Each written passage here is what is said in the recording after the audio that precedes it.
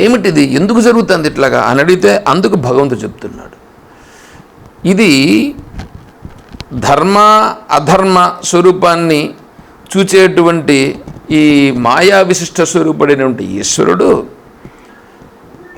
ప్రస్తుతము అధర్మము బాగా పెరిగిపోయిన కారణం చేత దాన్ని తిరిగి లెవెల్ చేయాల్సి ఉంటుంది, సమం చేసి ధర్మాన్ని ఉద్ధరించాల్సి ఉంటుంది. ఆ నిమిత్తమై నేనిప్పుడు ఈ రూపములో నేనున్నాను. కాలోస్మి లోకక్షయకృత్, నేను కాలోస్మి కాలస్వరూపుడను.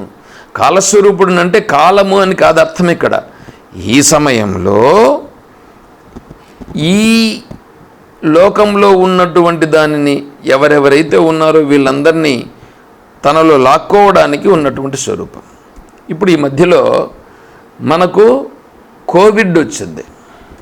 ఏమంటే కోవిడ్ ఎక్కడ వచ్చింది చెప్పండి? మన దేశంలో మాత్రం వచ్చిందా? ప్రపంచమంతా వచ్చింది. ప్రపంచమే వచ్చింది.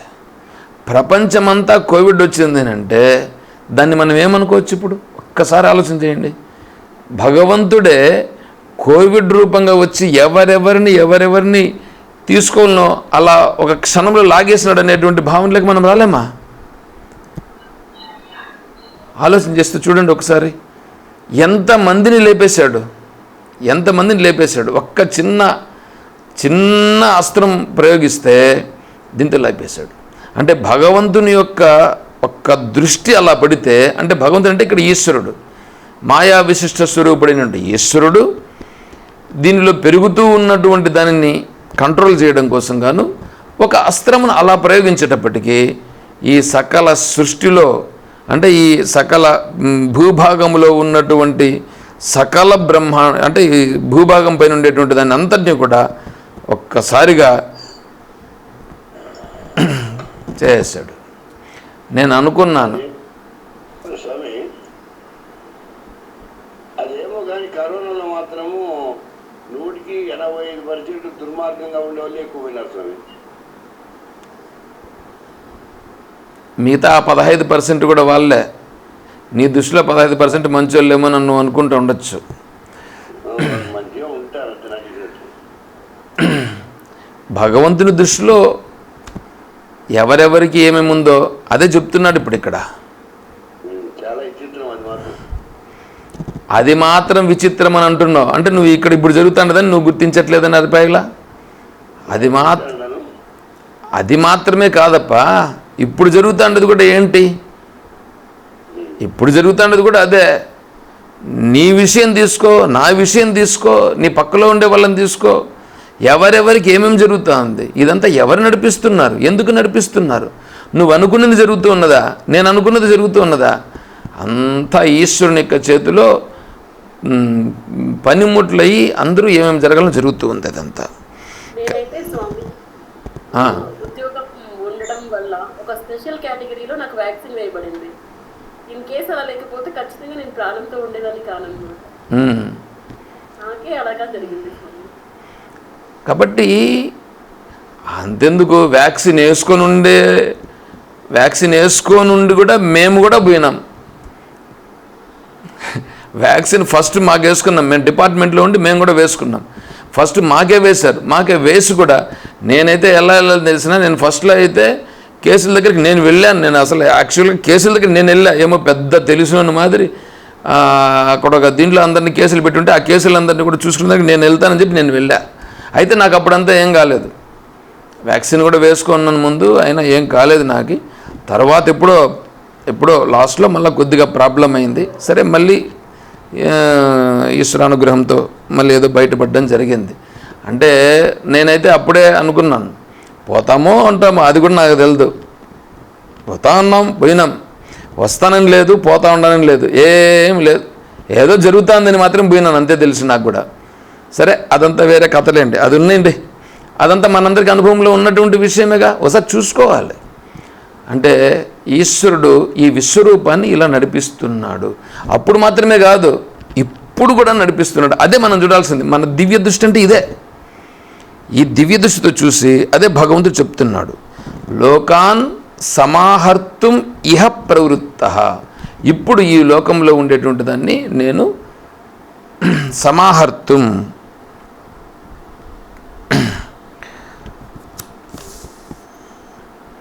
అన్నింటినీ మొత్తం నాలోకి తీసుకునేటువంటి దృష్టితోనే నేను ఇప్పుడు ఉన్నాను అని చెప్పి భగవంతుడు చెప్పి, నీకు ఎదురుగా ఉన్నారు కదా. ఇప్పుడు అర్జునుడు ఈ సందిగ్ధంతో కదా ఉన్నాడు. ఏం సందిగ్ధంతో? ఆ ఎదురుగా ఉండేటువంటి నా వాళ్ళని, నీ వాళ్ళని, వాళ్ళ ఎట్లా ఈ గురువని, తర్వాత తాతని, వీళ్ళందరూ అని కదా నువ్వు అనుకుంటున్నావు. వాళ్ళందరి గురించి చెప్తున్నారు చూడండి. ఇప్పుడు ఇది 33వ శ్లోకము చాలా ప్రాక్టికల్. ఇది నాకు చెప్తున్నాడని మనం తీసుకోవాలండి. ఈ శ్లోకం 33వ శ్లోకం 11వ అధ్యాయంలో 33వ శ్లోకం. వీలైతే ఇప్పుడు పూర్తి చేసేదానికి చూస్తాను, వీలు కాకపోతే కన్నా మళ్ళా రేపు కూడా దీని గురించి కొద్దిగా మళ్ళీ చెప్తా.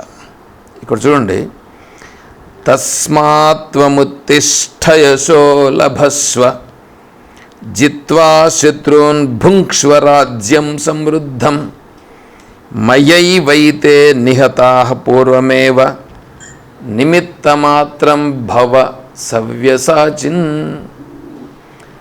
ఈ శ్లోకాన్ని మీరేం చేస్తారంటే కంఠస్థం చేసేయండి. ఈ శ్లోకాన్ని కంఠస్థం చేసేసి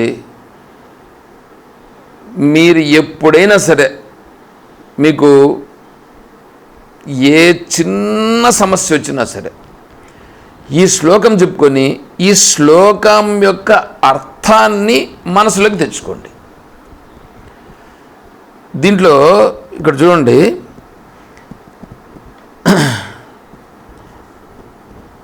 ద్రోణంచ తర్వాత శ్లోకంలో ఉంది అది. ఇప్పుడు అర్జునుడు భీష్ముడు, భీష్మ పితామహుడు, ద్రోణాచార్యుడు, కర్ణుడు, జయద్రథుడు, ఇట్లాంటి వాళ్ళందరూ ఉన్నారే, వీళ్ళందరినీ సంహరించడం అంటే సామాన్యమైనటువంటి అంశం కాదు. వీళ్ళందరినీ సంహరించేదానికి ఏదో విధంగా ప్రయత్నం చేద్దాం, ఓకే, ప్రయత్నం చేసేదానికి సిద్ధంగా ఉన్నాడు. కానీ ఆయనకు అడ్డుపడతాండేది ఏమిటి? భీష్ముడు తాత, ద్రోణుడు గురువు, తర్వాత కర్ణుడేమో తనకు యుద్ధంలో విరోధే, తర్వాత జయద్రథుడు, వీళ్ళున్నారే వీళ్ళు మేనమామ, ఇట్లా తర్వాత అశ్వత్థామ స్నేహితుడు, ఇట్లా చాలామంది ఉన్నారు. ఇంకా వీళ్ళందరినీ ఈ భవబంధాలు అనేటువంటివి ఉన్నాయే, ఈ భవబంధాలు వచ్చి అడ్డుపడుతున్నాయి. ఏ పని చేద్దామని పోయినా ఇక్కడ ఎవరు అడ్డుపడుతున్నారు? కొడుకో, కోడలో, లేకపోతే మనవడో, లేదా మనవరాలో, లేదా భార్యనో, లేదా భర్తనో, లేదా తల్లో, లేదా తండ్రి, ఎవరో వీళ్ళే అడ్డుపడతారండి. వీళ్ళే అడ్డుపడతారు. ఎక్కడికి? భగవద్భావానికి మనం వెళ్దామన్నా లేదా ధర్మబద్ధంగా ఉందామనంటే వీళ్ళే అడ్డుపడతారు. అక్కడ అర్జునుడికి ఇవే కదా అడ్డుపడినది. యుద్ధరంగంలో తను ఏదో చేద్దామని పోతే భీష్ముడు అడ్డుపడ్డా? భీష్ముడు తాత అనేటువంటి భావన అడ్డుపడిందా? ఏమంటే మీకు తెలిసింది చెప్పండి.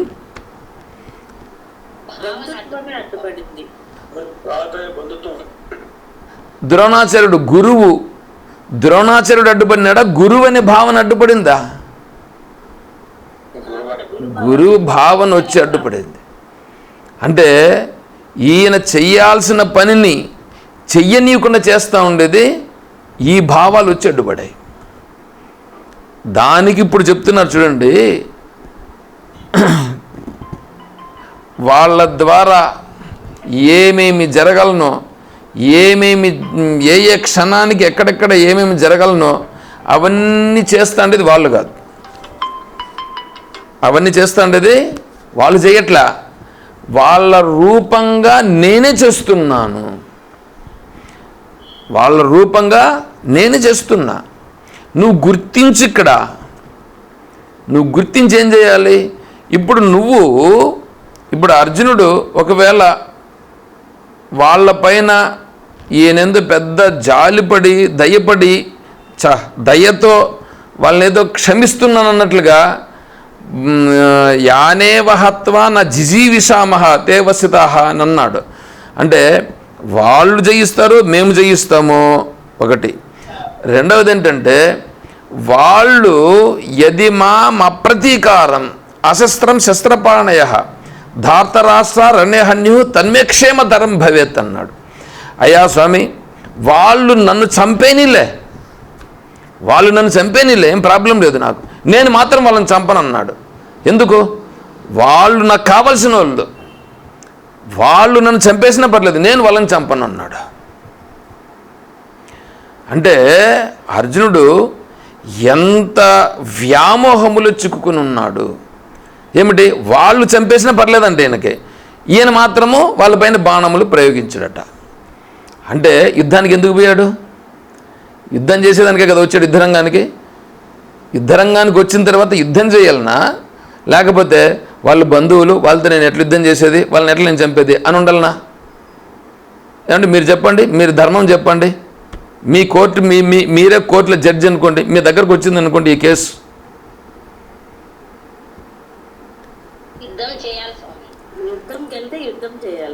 కదా? అదే మాట మీద నిలబడండి. మీరు ఇప్పుడు మీరు ఏటకొచ్చారు?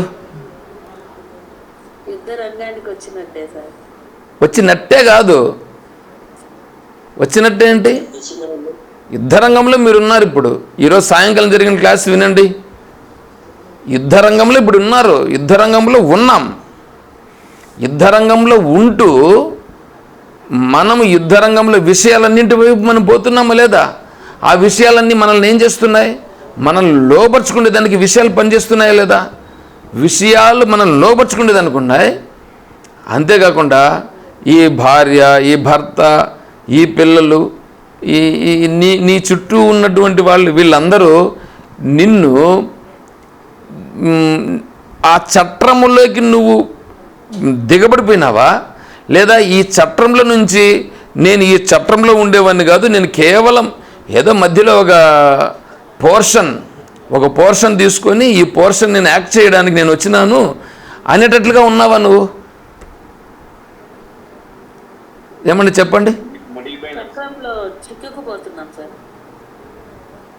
చిక్కుకుపోయి మునిగిపోయి ఆ అభిమన్యుడు కదా పద్మవ్యూహములో మునిగిపోయినాడే, దానికంటే ఇంకా ఘోరంగా మనం మునిగిపోయినాం. అభిమన్యుడు పద్మవ్యూహములో చిక్కుకొని పోవడం అయితే ఆయనకు తెలుసు, రావడం తెలియదు.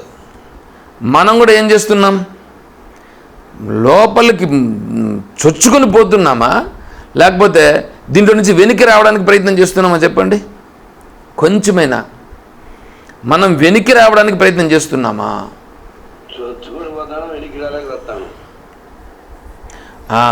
ఇప్పుడు అదే గ్రహించండి. అందుకే భగవంతుడు చెప్తున్నాడు ఇక్కడ, నాయన నువ్వు ఆలోచించేయి. ఏమని? నువ్వు ఒకవేళ అర్జునుడు వాళ్ళ మీద దయతో జాలితో ఈయన యుద్ధం చేయకుండా ఉంటే వాళ్ళేమన్నా దయదలిచి ఈయన విడిచిపెడతారా? మీకు ఒక ఉదాహరణ చెప్తానండి. నలుగురు సోదరులు ఉన్నారని అనుకోండి. నలుగురు సోదరులు ఉన్నారు. ఒక సోదరు అంటే వాళ్ళకుండే భూమిని పంపకాలు చేస్తున్నారని అనుకోండి. ఒకవేళ వీళ్ళు ఏం చేశారంటే, నాన్న మీరు ఎట్లా చెప్తే అట్లే అని ఒక కొడుకు అన్నాడు. మిగతా ముగ్గురు కొడుకులు వచ్చేసి కూర్చొని ఉన్నారు. వాడిని అడిగితే, నాయన నువ్వేమి ఇస్తే నాకు అదే సరిపోతుంది, నువ్వేమి నాకు అన్యాయం చేయవు అని చెప్పాడని అనుకోండి. వాడికి న్యాయం జరుగుతుందా?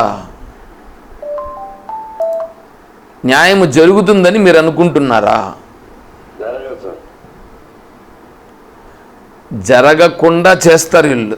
మిగతా ముగ్గురున్నారే, వాళ్ళు ఏం చేస్తారంటే ఆ ఉండే భూమిని పంచుకునే సమయంలో, వాళ్ళకుండే ఆస్తిని పంచే సమయంలో వీళ్ళు ఏం చేస్తారంటే, వాడు అట్లా అన్నాడు కదా, వాడికి ఏదో ఇద్దాంలే అనేటువంటి సమంగా పెడదాంలే అనే దృష్టి ఉండరు. వీళ్ళు ఏం చేస్తారంటే దాన్ని ఏ కేటగిరీలో ఎంతెంత తీసుకోవాలన్నా దాన్ని తీసుకొని వాడికి కూడా ఇవ్వు, ఏం పోతుంది, మనమేం వాడు కూడా నీ కొడుకే కదా అనేట్లుగా మాట్లాడతారే కానీ వాడి స్వార్థాన్ని అనుసరించి వాడికి కొబ్బరి తోట కావాలన్నా, లేకపోతే మామిడి తోట కావాలన్నా, లేకపోతే బావి పంపు సెట్ ఉండేటువంటిది కావాలన్నా అనేది వీళ్ళు ఎంచుకొని వాడు రాలేదు కదా కాబట్టి వాడికి ఏదో ఒకటి సింపుల్గా వదిలి పెట్టేస్తారు. అంటే వీడు ఎవరైతే రాలేదో, ఏదో ధర్మబద్ధంగా ఉన్నాడో వాళ్ళన్నీ సక్రంగా చేస్తారని అనుకుంటున్నారో వీడికి వాళ్ళు న్యాయం చేశారా? పోనీ చేస్తారా?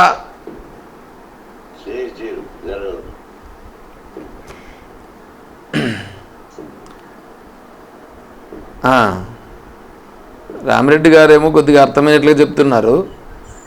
ఏమంటే నేను మాట్లాడుతున్నది కరెక్ట్గానే ఉందండి?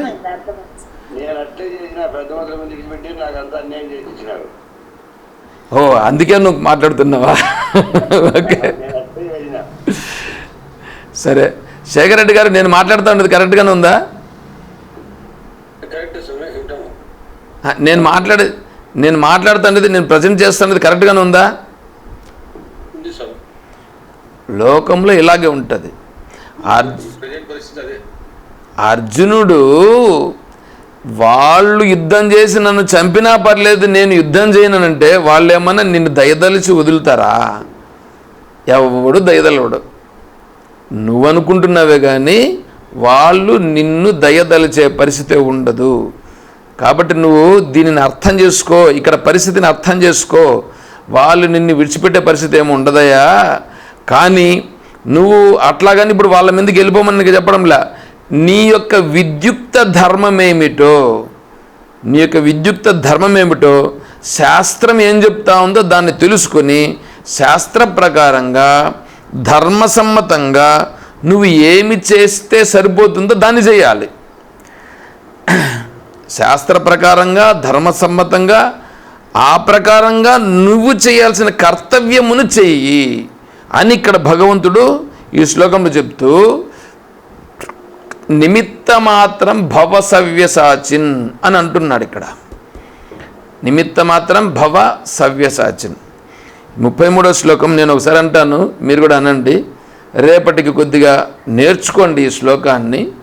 దీన్ని రేపు నేను పూర్తి చేస్తాను. నేను శ్లోకాన్ని ఒకసారి అంటాను, మీరు కూడా ఒకసారి అంటే బాగానే ఉంటుంది. తస్మాత్వముత్తిష్ఠ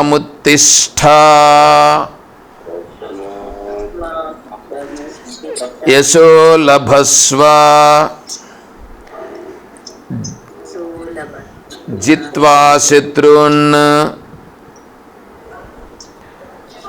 బుక్కులు ఉన్నాయా మీ దగ్గర? సరే ఉంటే బుక్ ఎత్తుకోండి ఒకసారి.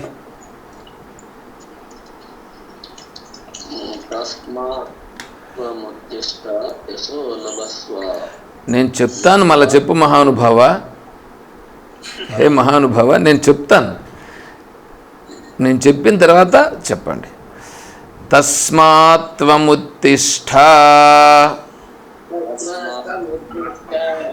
యశో లభస్వ జిత్వా శత్రూన్ భుంక్ష్వ రాజ్యం సమృద్ధం మయైవైతే నిహతాః పూర్వమేవ నిమిత్తమాత్రం భవ సవ్యసాచిన్.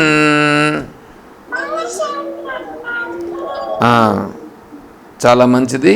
ఈ శ్లోకాన్ని నేర్చుకోండి, కంఠస్థం చేయండి. ఏ సందర్భంలోనైనా సరే ఈ శ్లోకాన్ని మనం వెనకాల గుర్తు తెచ్చుకుంటే మనకు వెనకాల భగవంతుడే వెనకాలండి ధైర్యము చెప్పింది అవుతుంది. దీన్ని రేపు వివరంగా నేను వివరించే ప్రయత్నం చేస్తాను. Very good. హరి ఓం. ఓం తత్సత్. ఓం అసతో మా సద్గమయ. ఓం तमसो मा ज्योतिर्गमय ॐ मृत्योर्मा अमृतं गमय ॐ शान्तिः शान्तिः शान्तिः हरिः ॐ तत्सत् ॐ सर्वं श्री सद्गुरुचरणारविन्दार्पणमस्तु ॐ जय बोलो श्री कृष्ण परमात्मा की जय बोलो गीता माता की जय बोलो भक्त मंडली की हर नमः पार्वती पतये जय सीताराम हरिः ओम तत्सत् ओम हरिः ओम ओम हरि ओम ओम